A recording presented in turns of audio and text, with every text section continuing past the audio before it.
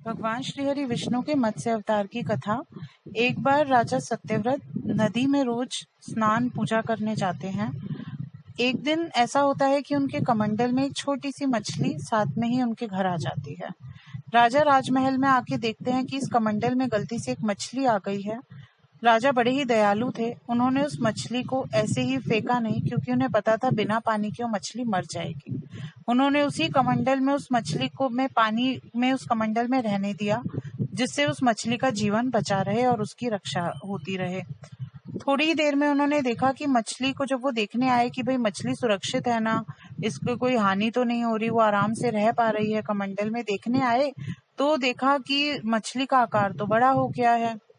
अब राजा बड़े दयालु थे कि उन्होंने एक मछली पे भी इतना ध्यान दिया कि वो देखने आ रहे थे और उसे ऐसे ही फेंका नहीं। आम आदमी आजकल ऐसे ही फेंक देते हैं और ध्यान ही नहीं देते, मरे तो मरे कोई जीव, पर उनका ऐसा नहीं था। उन्होंने एक मछली पे भी, एक राजा होते हुए, इतना ध्यान और इतना उनका कंसर्न था उस मछली के प्रति भी कि उन्होंने उस पे इतना गौर किया।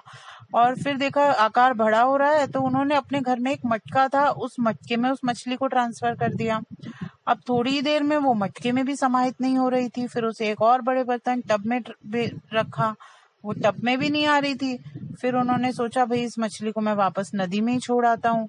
अब नदी में छोड़ा है तो नदी में डालते ही वो और बड़ी हो गई, उसे समुंदर में ले जाने जैसी नौबत आ गई। तब उन्होंने अपने हाथ जोड़ लिए और पूछा कि आप कौन हैं? आप साधारण मछली तो नहीं हो सकते जो इतना दिन प्रतिदिन बढ़ते ही जा रहे हो।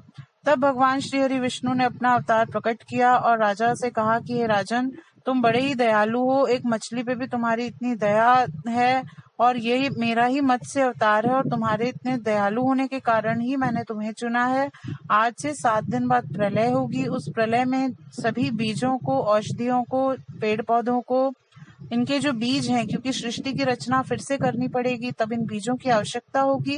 उन बीजों को लेके तुम नाव पे सवार हो जाना और मेरा मत्स्य अवतार लेके मैं उस नाव के नीचे आधार बना रहूंगा, जिससे कि इन बीजों की रक्षा हो सके और धरती पर वापस रचना हो सके। इस प्रकार भगवान ने दयालु राजा सत्यव्रत को अपने मत्स्य अवतार के दर्शन दिए। ये भगवान के मत्स्य अवतार की कथा श्रीमद् भागवत पुराण में लिखी हुई है। भगवान